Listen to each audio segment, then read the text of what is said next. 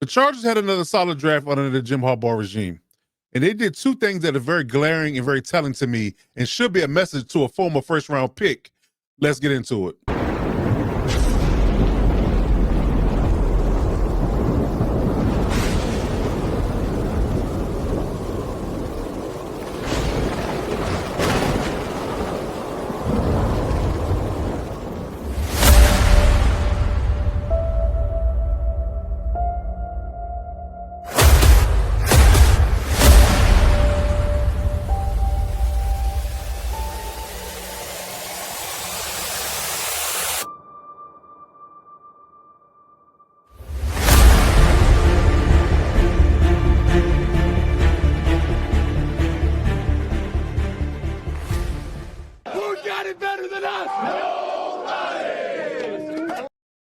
All right. So there's no secret if you read the title, the thumbnail, anything that's leading up to this video, what this is about. It's about Quentin Johnston.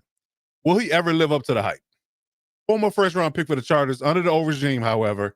So where and when does he land, if he lands at all, as a number one pick and maybe a number one wide receiver? That is in question right now. Now, to follow up on that, the Chargers drafted two wide receivers in this particular NFL draft in 2025. Now, that's to follow up with the 2024 draft where they drafted Ladd McConkey. Now, historically, Harbaugh and even Ortiz with the Ravens has never gone big game hunting with wide receivers in their careers, right? But what they are all about is stable, reliable men that could do one thing and one thing well, and that's catch the football. And that's where a lot of demarcation comes in with Quentin Johnston. And his biggest knock, in my opinion, consistency catching the football. Now, if you watch me in any time, any facet over the last 2 years, I've been very critical of Quentin. From the time the previous regime drafted him, now to up to where his most glaring issue is, and that's catching the football. And in my evaluation, I've always had this problem with him. And if you have this problem in any evaluations I go through year in and year out, I typically take you off most of my, if not all of my mock draft boards, because it starts and ends there. It really does. The course of catching the football, that's where it starts and stops. Now, I've learned this from wide receiver coaches that I've dealt with in the past, and even listening to Steve Smith back when he was playing, that if you can't catch the ball with your hands, you're not a real wide receiver in the NFL. And that's one of Quentin's most glaring problems. And that stuck with me. And I think that, with Johnston, that is his most primary issue, that he uses his body to catch the football a lot of times.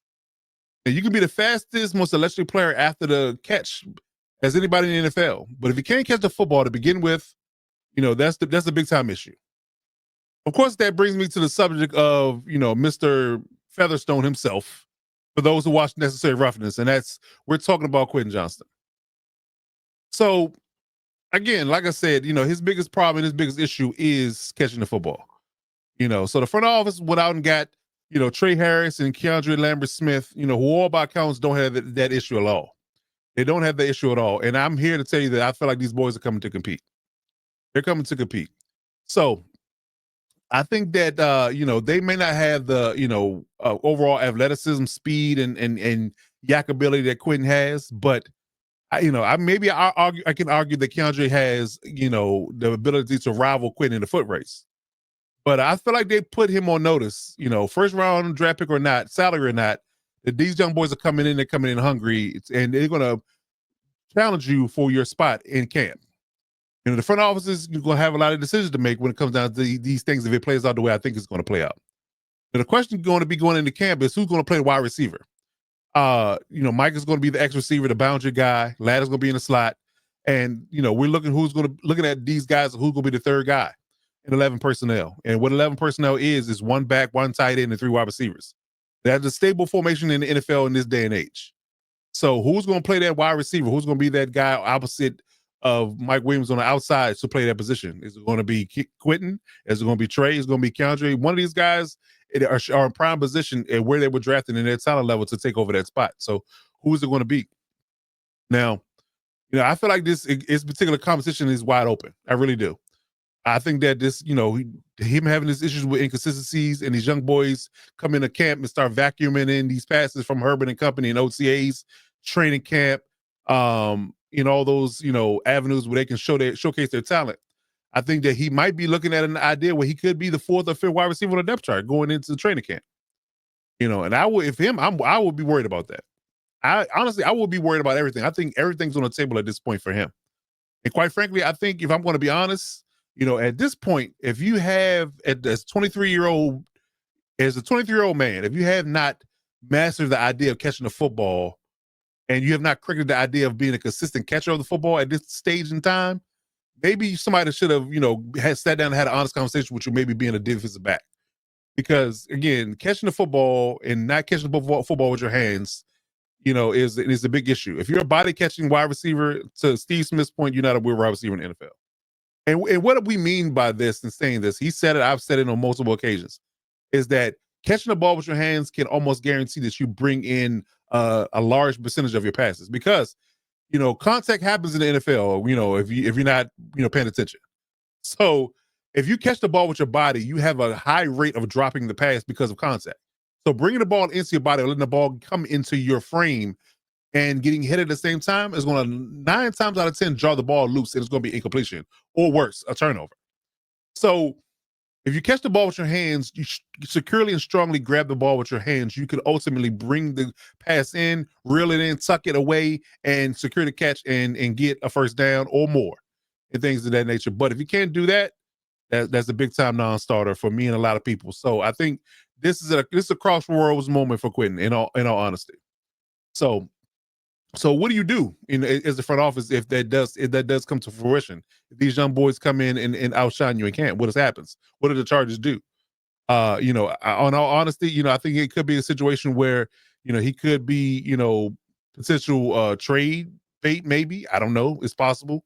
I ran the numbers and I looked at things, and if you look at his contract, the most logical thing would be to trade him as a post-1 designated trade.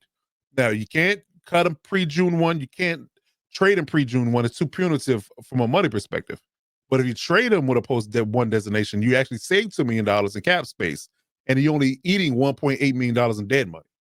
So that is an option. But the problem with that is, in all honesty, who would take him? So you have to deal with that particular, ideology.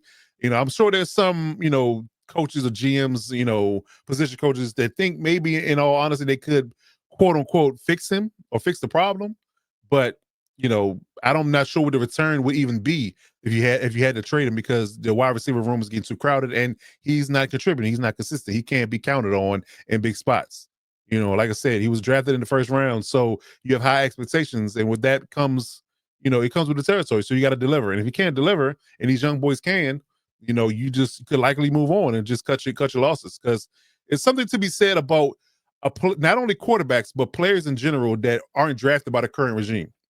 They don't hold the same, I guess you can say, attachment to you that unless they drafted you. I'm sure they have an attachment to Trey and Keandre, but they don't have an attachment to Quentin because they did not draft him. So that is the thing. That is a real thing. So I will argue that this is a make or break season for him. If he's not careful, he could be out of LA, and if he doesn't step up. So let me know in the comments how you feel about this, because again, I like the kid's athletic ability. He's great after the catch. He has really good short area quickness, twitchiness, things of that nature. And so I wanted to end the video on a positive, but, because, a lot of people would kill for his speed, his twitchiness, his agility, all those things. But maybe he's more on of a Cordero Patterson arc than a number 1 wide receiver arc. Because you see what Cordero Patterson did with his athletic ability. He moved to running back, from wide receiver to running back and kick returner. Just a thought. But leave in the comments on how you feel about this, and tell me how you feel about Quentin Johnston in general. And until next time, you got to always remember to bolt up.